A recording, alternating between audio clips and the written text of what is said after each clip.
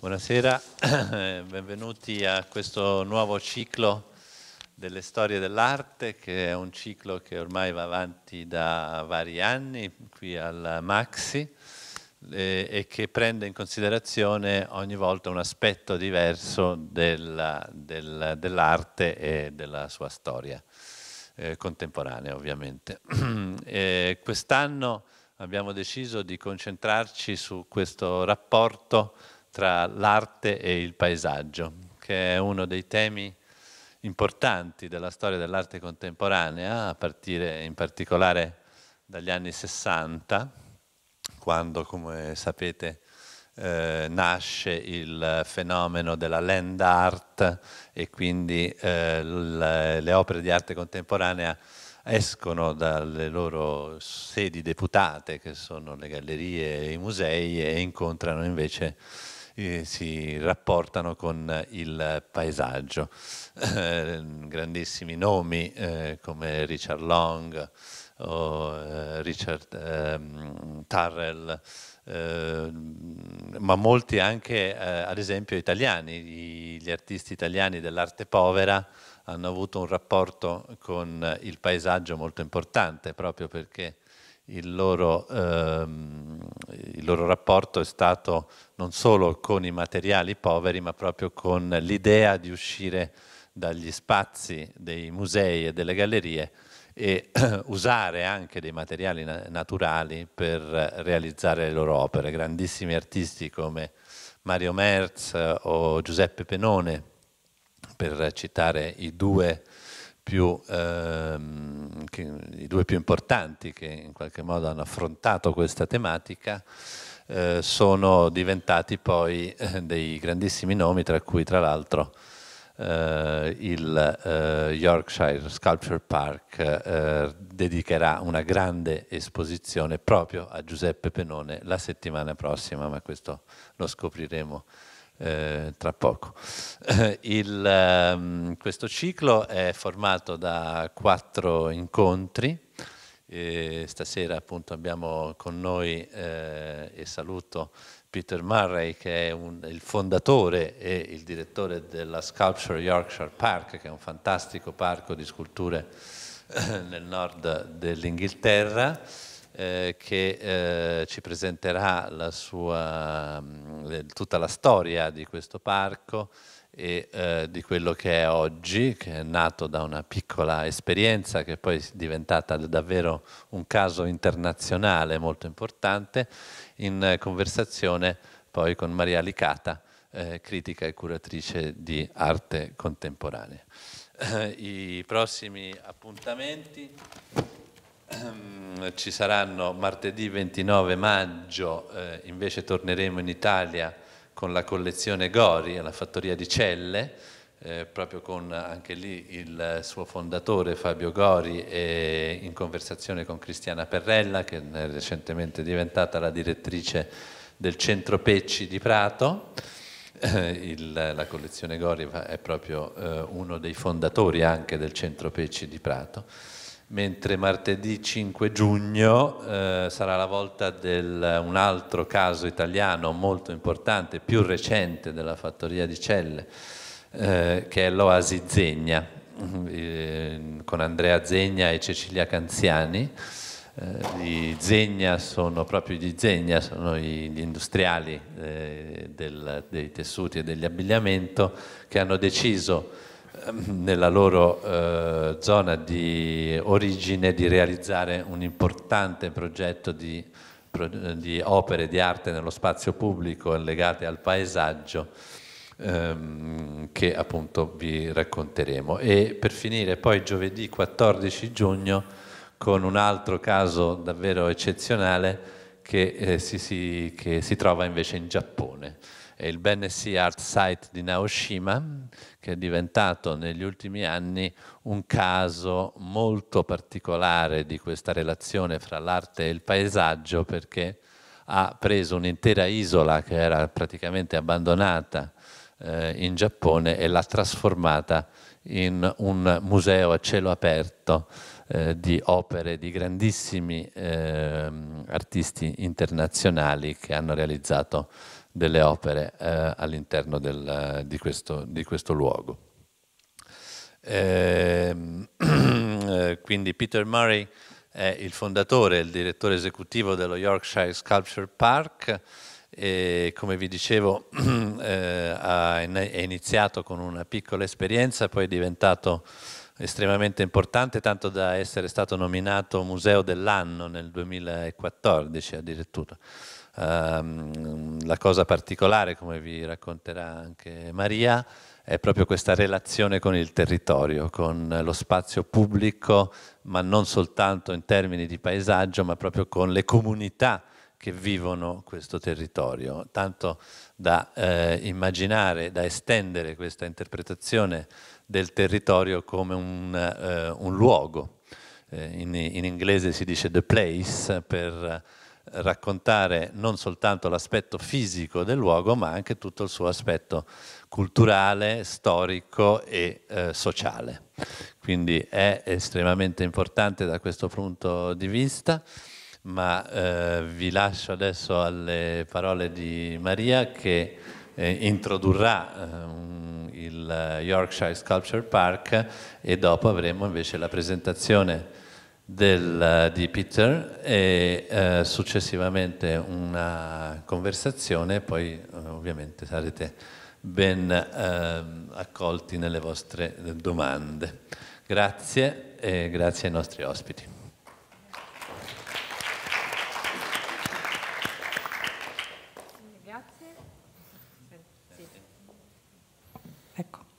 Grazie e buonasera, grazie per essere qua questo pomeriggio.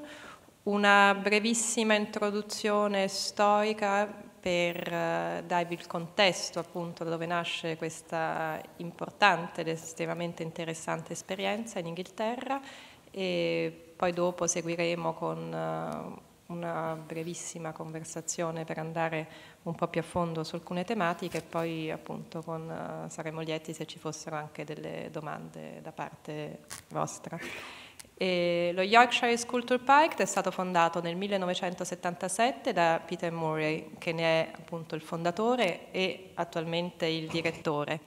La storia è molto interessante perché è il primo parco di sculture del Regno Unito e soprattutto è anche il più grande in Europa. Per estensione geografica sono ben 500 acri, e per il numero e per l'importanza di opere che sono allestite e conservate all'interno del parco.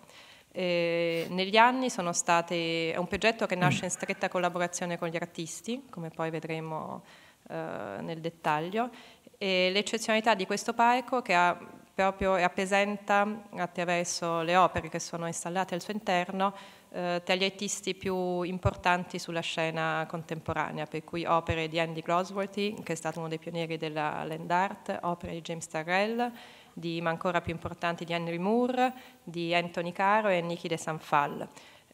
Contemporaneamente alle attività che vengono realizzate nel parco, appunto all'esterno, negli anni si è andata costruendo anche un'attività espositiva, infatti dove è presente nel parco anche un museo, uno spazio espositivo per ospitare mostre temporanee. E a questo punto direi che cedo la parola a Peter per la sua lecture, e poi andremo dopo più nel dettaglio e con una serie di domande a lui sempre. Okay. Grazie. Thank you.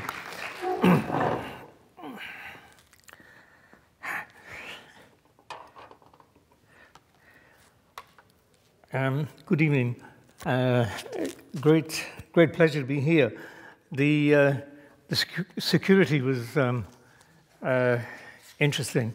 I thought it might have something to do with Brexit, actually, but you know, hopefully it is not a sign of things to come for England leaving or Britain leaving EU, which I'm thoroughly ashamed of, I hasten to add. Anyway, I haven't come to give a political lecture about why we shouldn't leave. I'm talking about the Yorkshire Sculpture Park, but what I want to do is I want to create a context for what we do in Yorkshire, and also how art in the landscape might well have come about over the last 50, 70 years, because certainly over the last few decades there's been a terrific growth of sculpture parks and art in the landscape. And it's just interesting to reflect on that. So bear with me, and it's not a huge historic analysis, but I just wanted to create a context for where I think we are at the moment. So, landscape is one of the most enduring of human and artistic inspirations. And in England, our fascination with nature has had a strong and lasting influence on philosophical and cultural developments. The English poet William Wordsworth learned to look at nature not as in the hour of thoughtless youth, but hearing oftentimes the still, sad music of humanity. From John Constable's numerous paintings of Suffolk to David Hockney's late fascination with painting the landscape of East Yorkshire, the countryside has been a great source of inspiration for artistic endeavour. Our connection with the environment is paramount. Artists in many parts of the world, from the rolling parklands of Europe to the vast open spaces of North America, have striven in different ways to leave their mark within the landscape. Michael Heiser, who was born in 1944, found in the western deserts of America what he describes as the unraped, peaceful religious spaces necessary for his work, often as large in scale as some of the religious temples of ancient America. The late Robert Smithson constructed his mesmerizing spiral jetty in the Great Salt Lake of Utah, and Walter de Maria chose the deserts of New Mexico for his lightning fields. Contrast the scale of the work of these American artists and their approach to the landscape with the intimate sculpture garden Isamu Noguchi, who died in 1988, created in Mur, Japan, a sanctuary which became his final resting place. Or Ian Hamilton Finlay, the Scottish artist who developed a garden which encompassed philosophy, history, craft, gardening, and landscape design to create what he called Little Sparta. The growth of numerous forms of parks, gardens, and landscape projects devoted to sculpture across many different countries may well be linked to our concern with the landscape.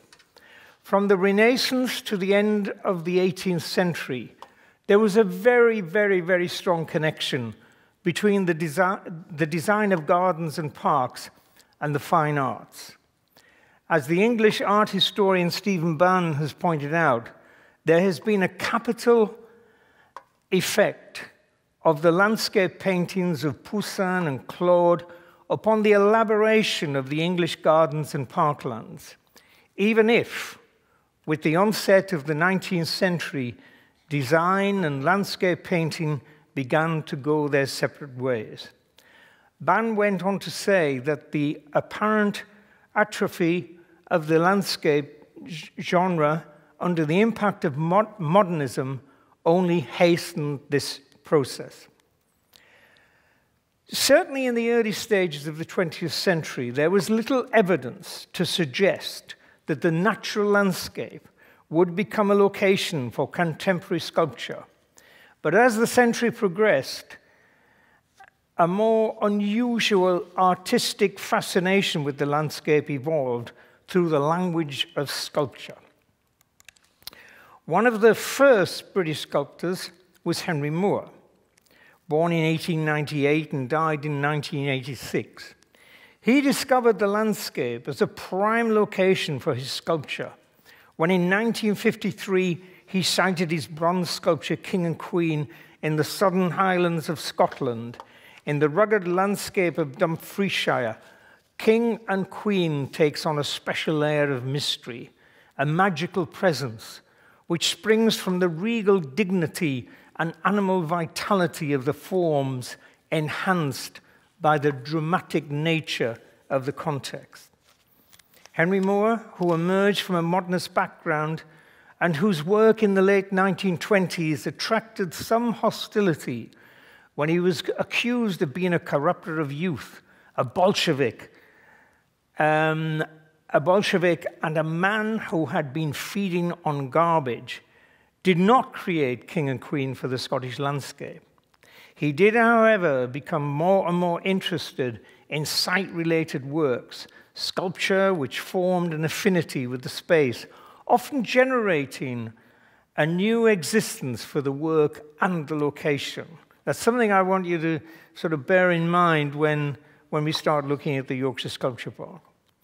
The Scottish experience of 1953 was not only a turning point for Moore, who said, and you can see it on the board there, seeing them has convinced me that sculpture, at any rate my sculpture, is seen best in this way and not in a museum. But also for the development of contemporary sculpture in the landscape. Moore had a profound effect on the development of sculpture parks and also on the attitude of artists wanting to make sculpture for the open air. That's his other piece. This is in Dumfriesshire as well, the Glenkiln Cross. Barbara Hepworth, hang on, I'm going the wrong way there. Oh no, sorry, there we go. There we are. Barbara Hepworth, who was born in 1903, died in 1975, was a contemporary of Moore, she was also born in Yorkshire.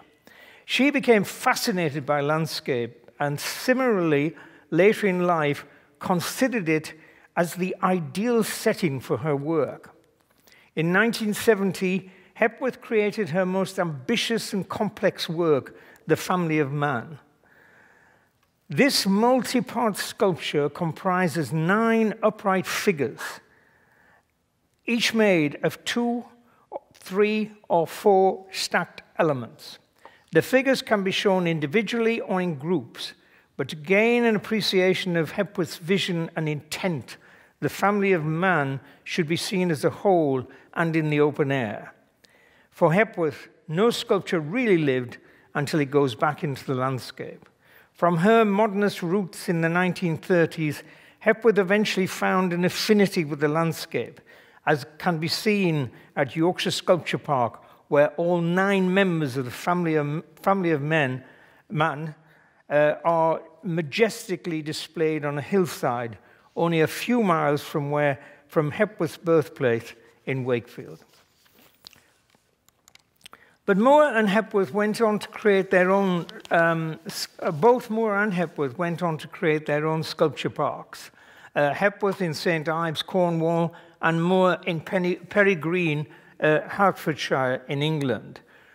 These sculpture parks went far beyond mere display, providing an outdoor studio for the artists in which to learn about light, form, and the complexities of making art for the open air. Here you can see Moore's sheep piece, which he made specially for sheep in his back garden in Perry Green. The Spanish sculptor Eduardo Chillida, who died in 2002, transformed a disused area of the shoreline of San Sebastian with his sculpture Combs of the Wind. You can see it there on the left, on my left, that is, into one of what I consider one of the best examples of public art in Europe. He also dreamt of utopia, a space where my sculpture could rest and where people could walk among them as if walking through woods. This dream resulted in Chelida Le Cour, a sculpture park and museum created by the artist outside of his hometown of San Sebastian, which consists of a farmhouse converted into a museum with over 40 sculptures sited in 30 acres of landscape, reflecting 50 years of artistic development. It is now running into some sort of trouble, and I'm not absolutely certain it's still open to the public, but it was a fantastic concept and a fantastic endeavor by the great Cellida. There are many other examples of contemporary gardens created by artists, providing the public with a greater awareness and understanding of their work. Going back in time, in the 18th century, England experienced what might be described as an early land art movement with the development of the English parklands and country estates. One of the most famous practitioners was Lancelot Capability Brown, who was born in 1716 and died in 1783. He had a huge impact on the English landscape and what we perceive and think about and think of as the English landscape today. Brown, with others, wanted to create a seemingly more natural style of gardens and landscape on a grand scale. This approach was influenced by the idealized landscapes of 17th century painters such as Poussin and Claude referred to earlier, and based, there's two paintings by Claude there, and based on a growing appreciation of landscape for its own sake. The scale of developing this new landscape, this Akkadian ideal, was quite remarkable. Huge landscape excavations, villages uprooted and moved, valleys flooded, hills leveled or remodeled, and rivers diverted to enable Brown and others to become masters of the cultivated landscape. Bretton Hall, home of the Yorkshire Sculpture Park, although not designed by Capability Brown, is one such country estate. And it has been occupied since the Norman conquest in 1066. And it has evolved into a richly layered, elegant landscape, designed to provide a multiplicity of panorama with vantage points, long views and vistas, all planned to focus the eye. There's a shot of the landscape at Bretton, and there's a shot of the mansion. The landscape was conceived as a pleasure garden to generate different moods and experiences and to create a sense of surprise. It was designed both to delight the eye and challenge the mind, and like a great work of art, only gradually revealing its content and form. These qualities and many more continue to influence the siting of sculpture and the organization of exhibitions to create what is now known as Yorkshire Sculpture Park. After the last World War, the Bretton estate was split up, and Bretton Hall became a college. You can see the hall there. Bretton Hall became a college of the arts and part of the University of Leeds.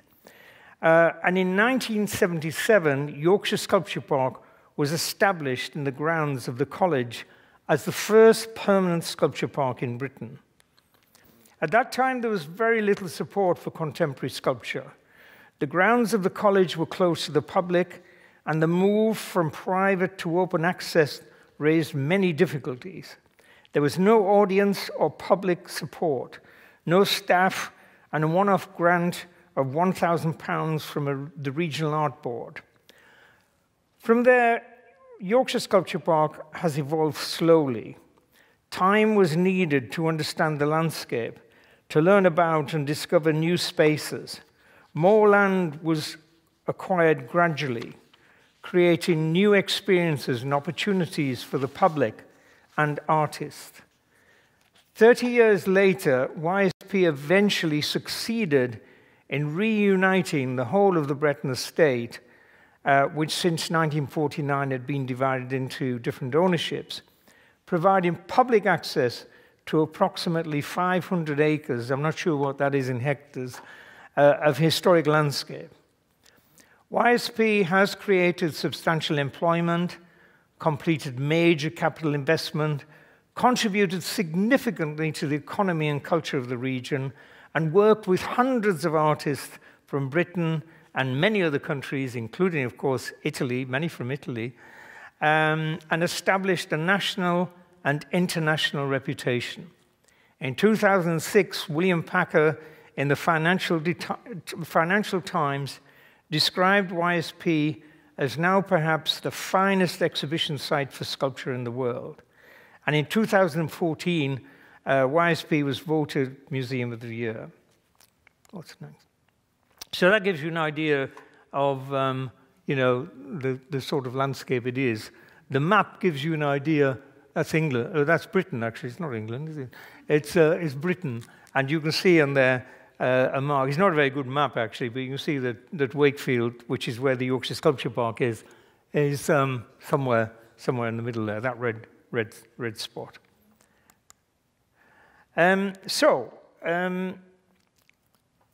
That also gives you an idea of what we do at the Yorkshire Sculpture Park.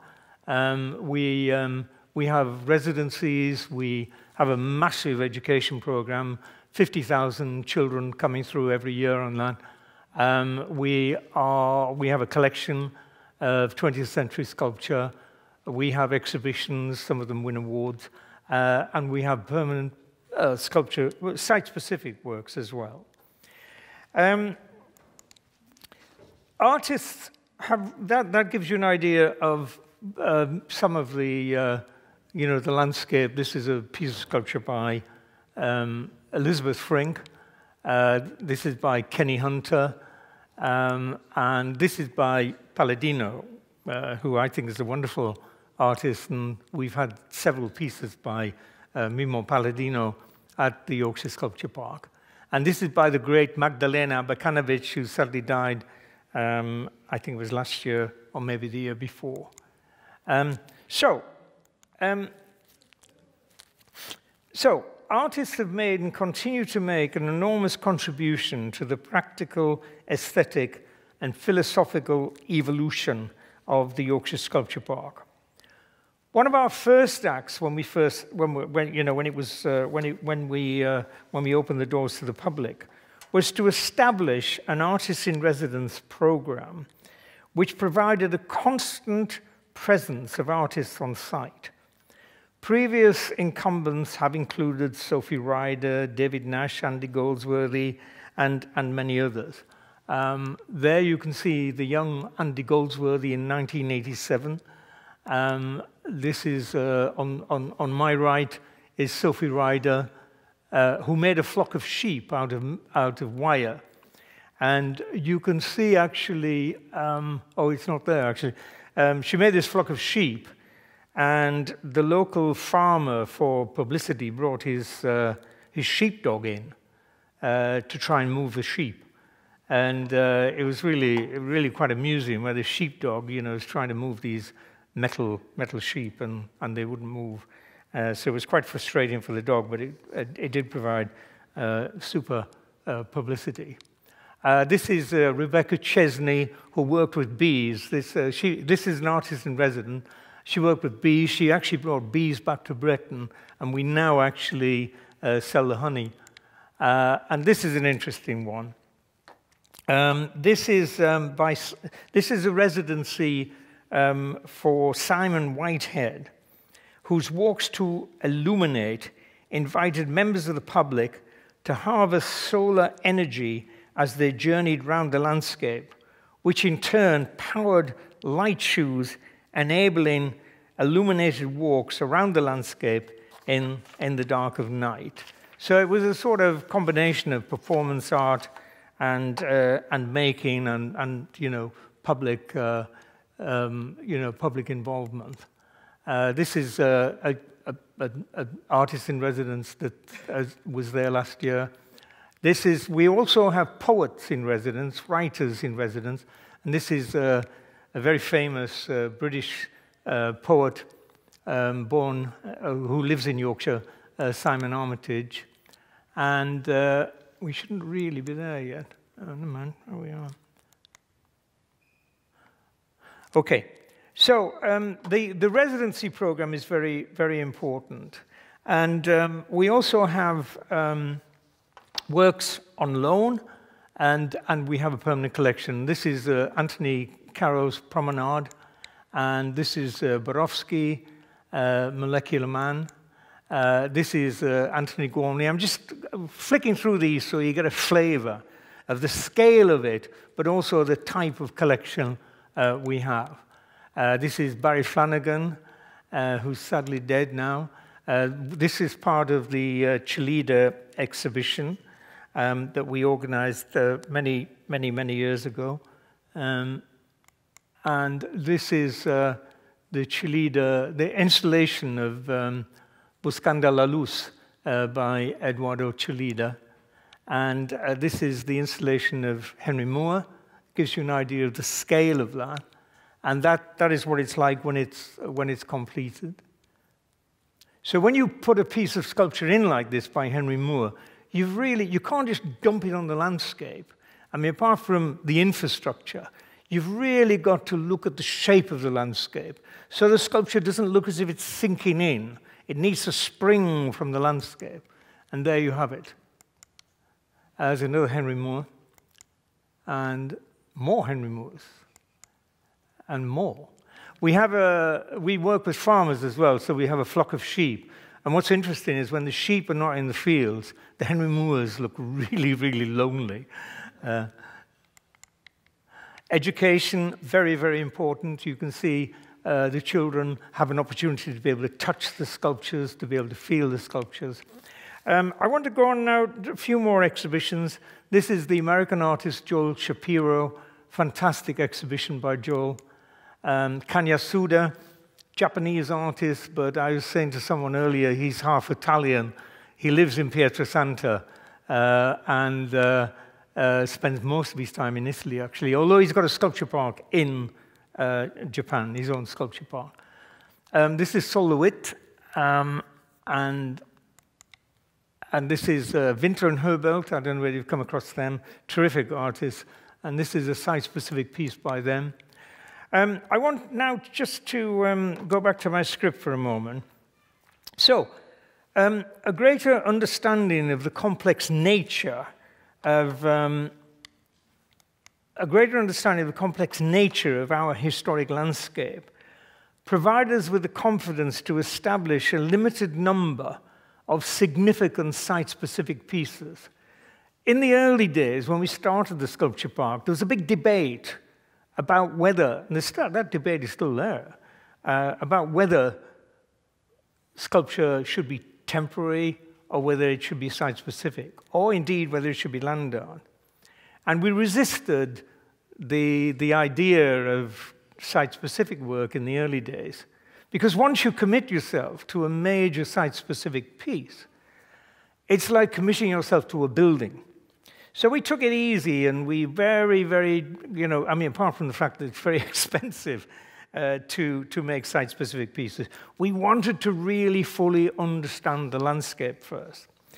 And the first, I suppose in a sense, the first site-specific piece we did was Sol LeWitt, which I showed you a few minutes ago.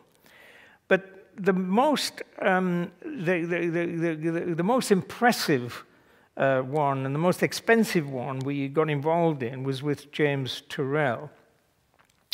And Turrell, the American artist James Turrell, famous for his awe-inspiring rodent crater, which is there, which he's been developing for 40 years. James and I started at the same time. I started the sculpture park in 1977, and he started developing rodent crater in 1977, and neither of us are finished yet. So he spent 40 years developing the rodent crater in the Painted Desert in Arizona. And at YSP, he turned the historic deer shelter into a sky space. So you can see it over there, the historic building, and this is the inside. So it's a very interesting project because it's sort of minimalism inside, and it's sort of like rural England, Thomas Hardy on the outside. And there's some children awestruck by looking at the sky, and that gives you an idea of the different stages of the sky from early to late inside the James Turrell. Another site-specific piece we got involved in was with Andy Goldsworthy, and I'll go through these fairly quickly. But Andy Goldsworthy came back to the Yorkshire Sculpture Park in 2007 to mount a major exhibition. It was a fantastic exhibition. And it was to celebrate our 30th anniversary. And as part of that, he made 3 site-specific pieces. And this is one of them, which is part of the ha-ha. It's part of the wall, the dry stone wall that is a sort of invisible fence that the English invented in the 18th century around the estate. And Andy sort of converted it and put this tree hanging in the wall. And there's 3 of them. And Andy has always been interested in this business of stone and wood, which is the most powerful. The trees hanging on to the mountainside. Which goes first, the stone or the wood? It's a fantastic piece. And that gives you an idea of what it's like from above. So although it's quite a powerful piece here, when you look at it within the landscape, it's like a little pencil line. It hardly touches the landscape. This is another one of Andy's pieces where he has this stone and he uses that to make shadows. That's a snow shadow he made. And here it is in his sheepfold, which is actually used, it's still used by the farmers. So it's a functional work of art. For several times of the year, the farmer actually uses it to sort his sheep out. And Andy really likes that. He likes working with farmers, and of course we do as well. This is Alfredo Jar, The Garden of Good and Evil. We just finished this exhibition, and this is going to be a permanent project, permanent piece at the Yorkshire Sculpture Park. I want to quickly now go on to the exhibition spaces, the indoor exhibition spaces we have, because we built I think it was about 12 years ago, 14 years ago, we built an indoor gallery. And what that did was enable us to expand the range of activities with artists and expand the exhibitions that they could do. But it also, we were also very interested in the indoor-outdoor. And this was the first exhibition, and you can see the sort of building this is. Excuse me. This is William Turnbull.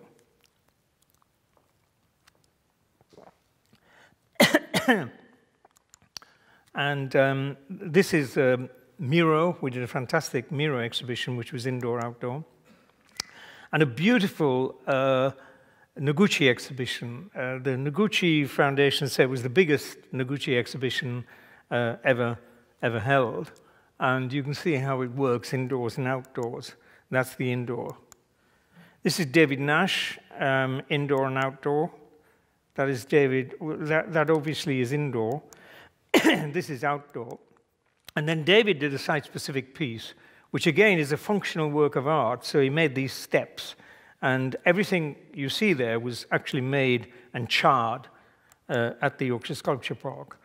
Another great exhibition was Jama Plensa. And this, to me, this hedge is the outdoor wall of the indoor gallery, if you see what I mean. So we planted Plensa, and then we put Plensa on the roof of the gallery as well. So the landscape is actually coming through the heads. We converted the chapel, the estate chapel, into an exhibition space. And here you can see it, Ai Weiwei's tree. And this was a beautiful project we did to open the refurbished chapel with Ai Weiwei's fairy tale chairs. This is what's on in the chapel at the moment. And it's a beautiful Shiota installation. We also, although we are a sculpture park, we love to work with artists from any discipline. And this is, we did a major Build of Viola exhibition where you had to walk through the landscape from one part of the project to another part of the project in the chapel. Education, education, education. It underpins everything we do at the Yorkshire Sculpture Park and has done since the beginning. And we work with thousands, well, about 40 to 50,000 children and students. But we work with people from all walks of society. We work with the health service, we work with people with dementia, and so on and so forth. This was a residence we did with a British artist called Bob and Roberta Smith. And he's a very polemic artist. And he, you know, he's excuse me. Not only, you know, is he concerned with making political statements, he is genuinely concerned with the state of art education in Britain. And this was a big project he did, which he calls Art Makes Children Powerful. And this is YSP Learning. This is another one of Bob and Roberta Smith's projects. And this is Tony Cragg exhibition, which was on at the same time. So, you know, we have that in one part of the park, Bob and Roberta Smith, and then we had a major Tony Cragg exhibition in another part of the park. It was indoor as well as outdoor. And I think at the same time we also had Cause, and this is another exhibition space we made by converting an indoor riding arena. And again, it's indoors and outdoors. You can see the landscape coming through. And this is Cause Outdoors, which, you know, quite an impact, both visually, but also in terms of, you know, getting it into the landscape, getting it to the Yorkshire Sculpture Park, and then installing it. And there's Cause again. And the same indoor exhibition space I've just shown you with Cause. This is what it's like with other projects, and this was Anthony Gormley's Fields for the British Isles, which he did in 1993, but it still has a freshness about it. And this was the first time he's ever shown it against the landscape. He always likes it in an enclosed space. And another major show, Ursula von Rydensford, the American artist, that was a fantastic exhibition we organized. And then we took it to Venice. So we had it in Venice for the Biennale in, was it 2015? Or, I can't remember now. But anyway, we took this exhibition to Venice for the Biennale. And we're working, I've got to go back to Yorkshire pronto because Giuseppe Pannoni will be waiting for us. That is our next exhibition, which opens next week. If you happen to be in Yorkshire, you're very welcome. It's next Thursday, actually. And this is a major show of Giuseppe. We've been, it's interesting how these exhibitions come about. I've known Giuseppe for about 30 years, and it's taken us about the last 15 years to get the right balance in terms of his work, for him to be ready for us, and for us to be ready for him. So this is a major show. One of the things that we're still very interested in at the Yorkshire Sculpture Park is farming. So we have several farmers we work with. And I think that it's useful, just as I come to the end of my talk, to reflect on some of the elements which help to form Yorkshire Sculpture Park, including farming. So we do have animals in the landscape. Historically, they've been very important, but environmentally they're very important as well. And so I just want to finish with this statement. Ultimately, it seems the unique work of Yorkshire Sculpture Park embodies what art is capable of, communicating ideas beyond the immediate, reaching out and beyond the everyday, pulling disparate people together into one space, challenging and confounding expectations, creating fascinating and complicated projects for artists, and making a real contribution to the collective imagination, the intellect, and the physical landscape. Thank you very much.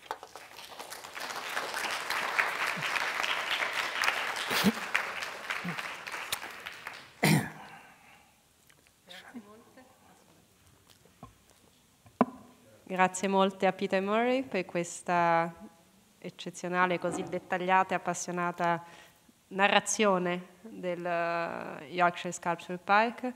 E ci sono diversi elementi che hanno attirato la mia attenzione sia appunto studiando, leggendo su Yorkshire Sculpture Park e anche quando appunto Peter Murray e io abbiamo iniziato a parlare appunto prima di questo incontro. E in particolare c'è un elemento molto interessante che è alle origini della... Non funziona? I'm sorry about that. No, it's okay. I'm sorry. Your English is good. Ah, you prefer me to go... Your English is very good, you know. Thank you, but... Ok. Okay, let's try that. Adesso funziona, sì. Yeah. Proviamo in italiano, se no rifaccio la domanda in inglese. Okay. E mi sembra che appunto gli elementi che sono emersi sono appunto innanzitutto questa dimensione estremamente organica di questo luogo e in particolare come tutto nasce dal rapporto tra arte ed educazione e anche come la transizione dal luogo privato al luogo pubblico è stata proprio a partire da questo rapporto tra l'arte e educare all'arte. E leggendo una tua intervista ho letto che appunto come l'idea del parco nasce dall'idea di come educare all'arte attraverso delle sculture. E quindi volevo chiedere a Peter se poteva appunto andare un po' più nello specifico e raccontarci questa idea appunto di come creare un organismo così organico, così ben rotato, che ruota proprio attorno all'idea dell'educazione, quindi come tutto parte dall'educazione e come continua sull'educazione.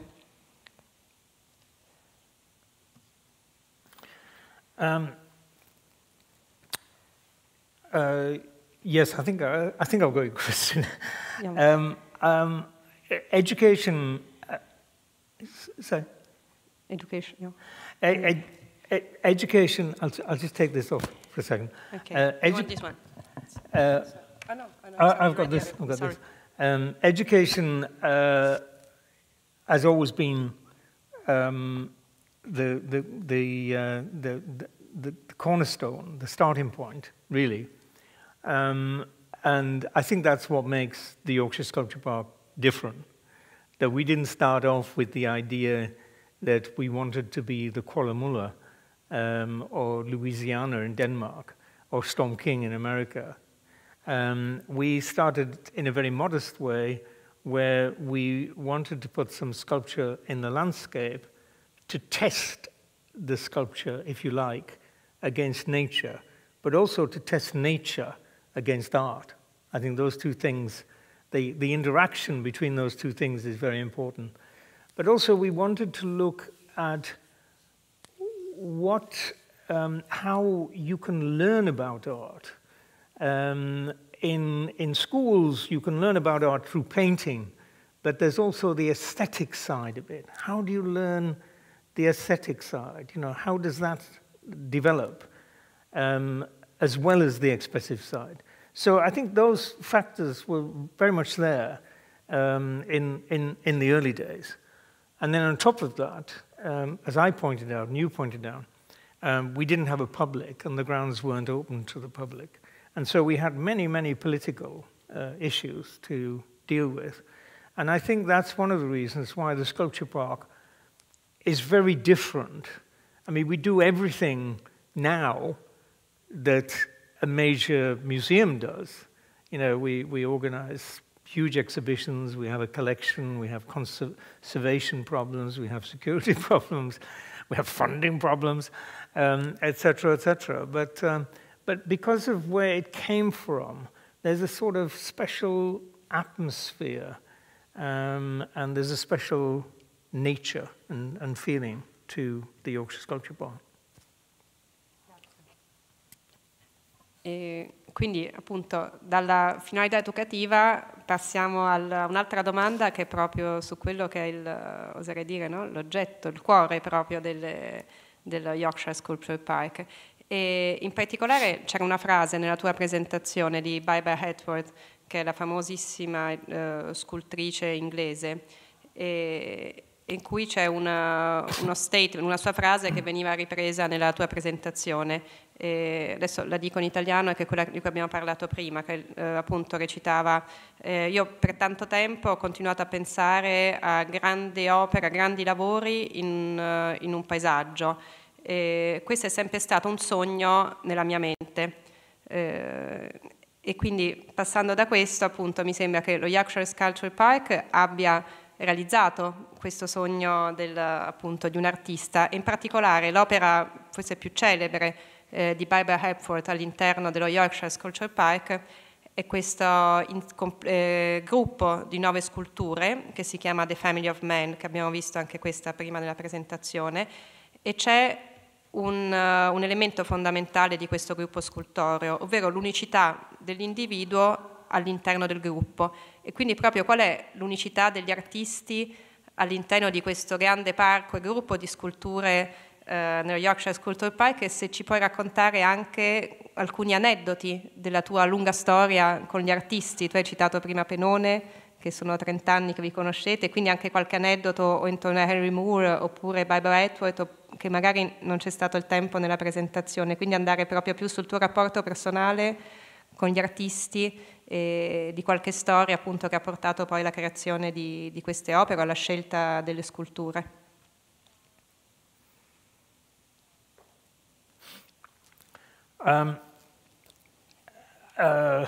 You mean how we sort of make the selection? Yes, and also if there is any kind of personal history that you want to share with us about your relationship with the artist in building in this, I would say, large, long time project that is the Sculpture Park. Yeah, it's really interesting in terms of Barbara Hepworth, because Barbara Hepworth always wanted to develop a sculpture park in Britain. And there's quite a lot of correspondence from her about how she was, trying to do this. Henry Moore was very interested as well. And both Moore and Hepworth, I wouldn't say they worked together, but they were reasonably active. Henry Moore in particular in terms of developing Middelheim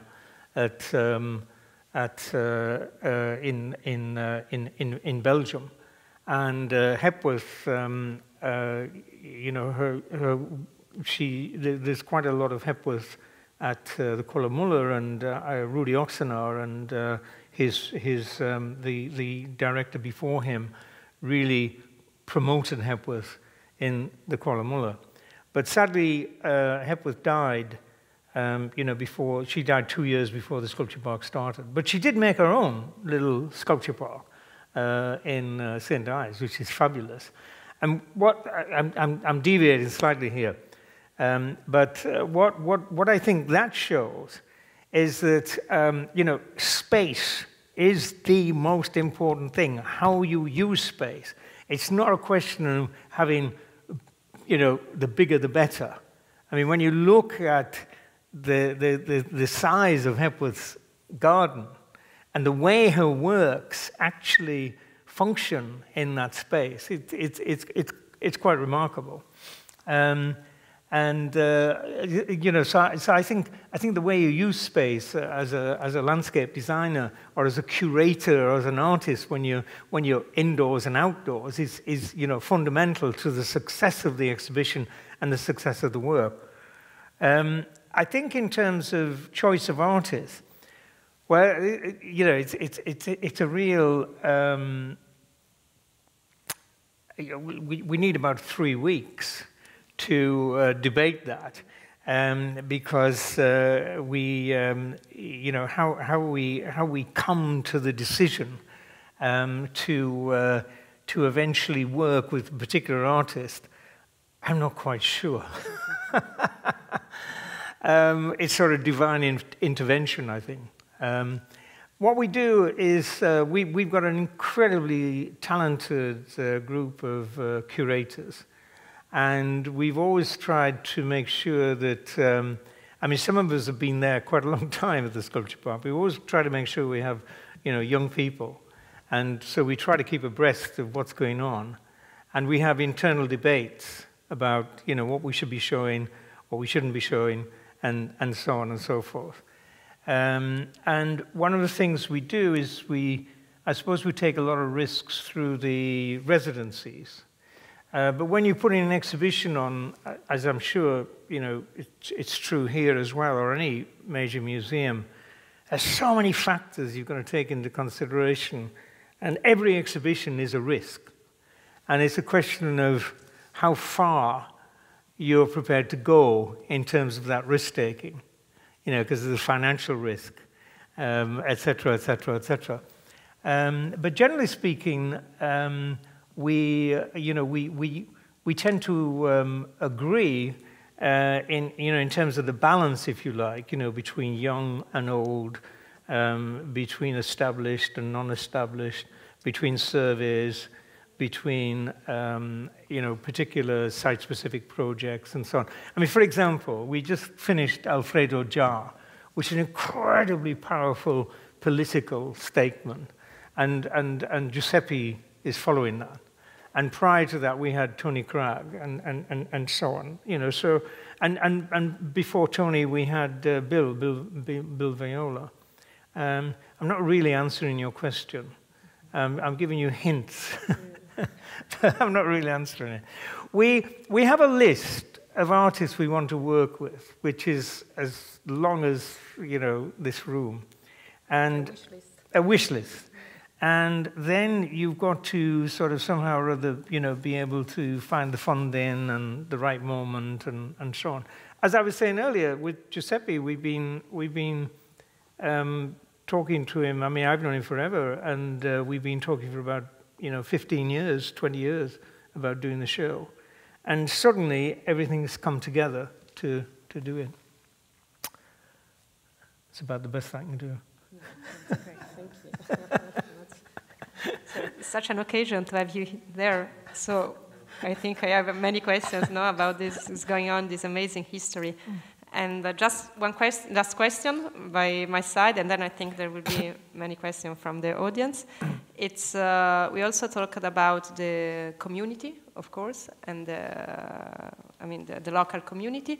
And of course, we could not talk about the economy and the numbers and the financial part, how you run this space. And this, I think this is also, site in Italy is very different, but also we have also here the FAI, no? It's that the Italian fund for the landscape. And so the question is, how is working under the financial economic aspect of the Yorkshire Sculpture Park, and how, and if, and how is affecting the local economy and the local community? Well, I do truly believe that the arts can contribute significantly to cultural and economic development, and also the social development as well. And I think we've shown that. And many projects, I don't know about Italy, but many projects in Britain have shown that. And I know everybody looks at Bilbao, but it's worth looking at again. That Bilbao was transformed through an investment in the arts. And there's a place in the northeast of England, Gateshead, which was transformed by investment with the development of the Baltic. And, there are numerous examples of that. where inward investment into a major gallery has had a huge impact, and we have as well. We've had a big impact in terms of the economy of the region, and also investment in the arts as well. Do you think are we running over? Sorry? Yeah. Are we? Do you want to? No. No. So. I think economic development and what we've been doing at the Yorkshire Sculpture Park is very important.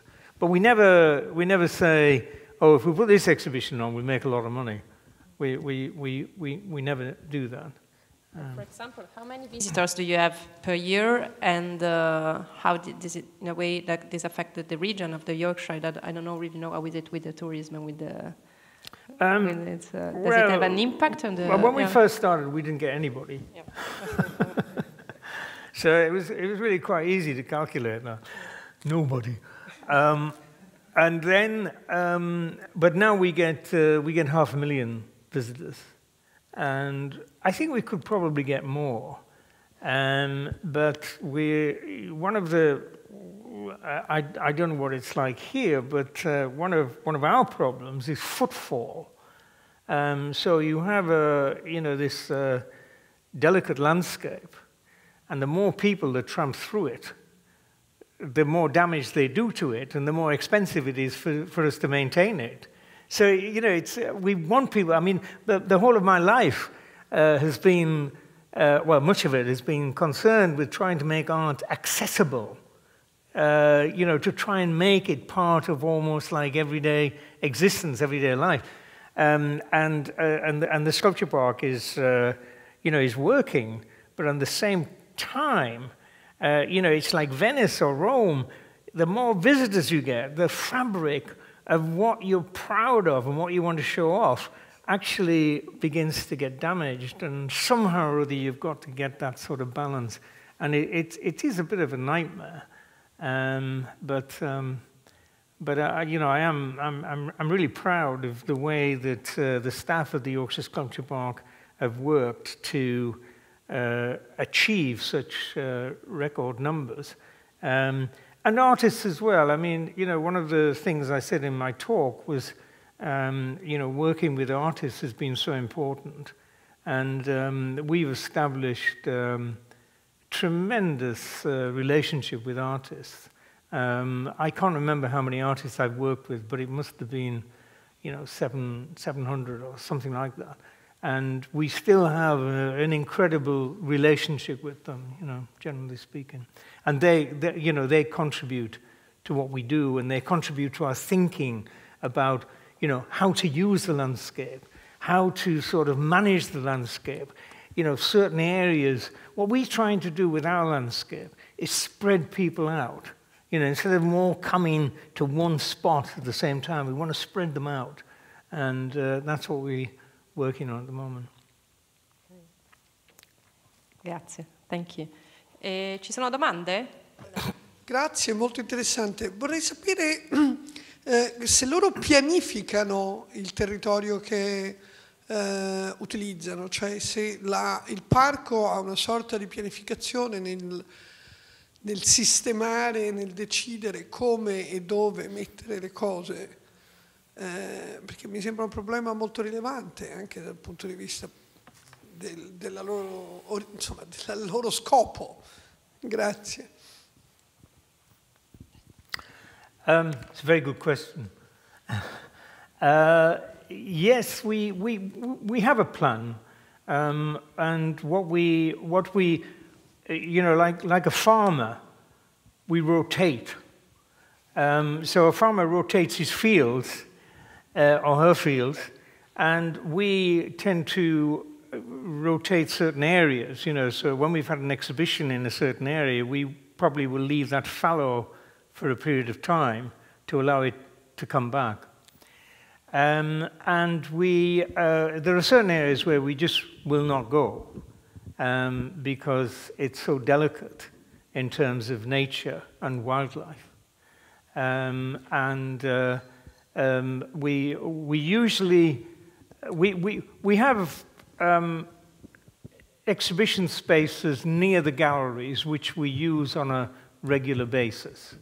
But when we go further out, around the lakes or into the woodland, we always do a survey. We always bring somebody in to examine the wildlife, to examine the nature, before we actually start to put works of art in there. So there is a plan. Yeah.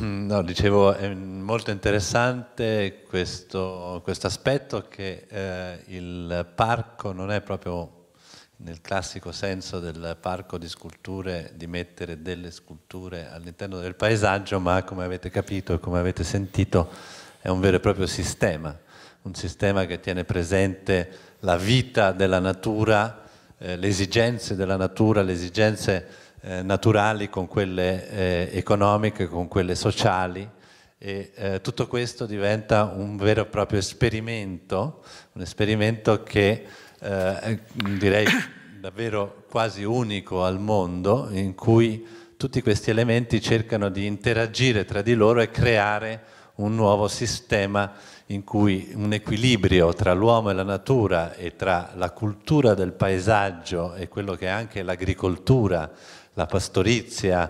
l'allevamento può interagire in questa prospettiva. Quindi questo è davvero un esempio, direi, molto articolato e molto completo di Sculpture Park, che non è appunto nella dimensione esclusivamente di arredare il paesaggio con delle opere d'arte, ma di far intervenire un pensiero e un sistema di interazione tra l'uomo, l'arte, la natura e tutto ciò che gli ruota intorno, in cui crea un equilibrio sottilissimo. Io sono stato al Yorkshire Sculpture Park, uno dei lavori che c'era in quel momento era un lavoro divertentissimo di un artista che aveva scritto delle parole sulle pecore, e queste pecore si mischiavano creando delle frasi. Quindi erano un momento davvero esilarante, ma che poi in certi momenti creava anche dei messaggi di queste pecore che si mischiavano e che creavano un senso alle parole composte.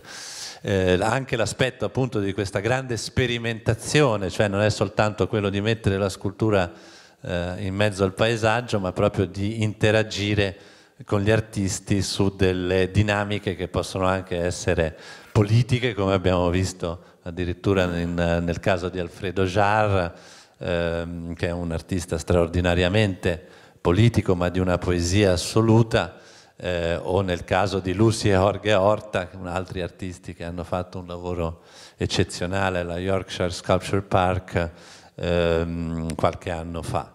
Ecco, questo credo che sia davvero stato un'introduzione molto importante, molto completa, molto articolata su quello che vorremmo discutere in questi incontri che abbiamo iniziato questa sera, di cui ringrazio Peter e Maria di averci introdotto così in queste dinamiche.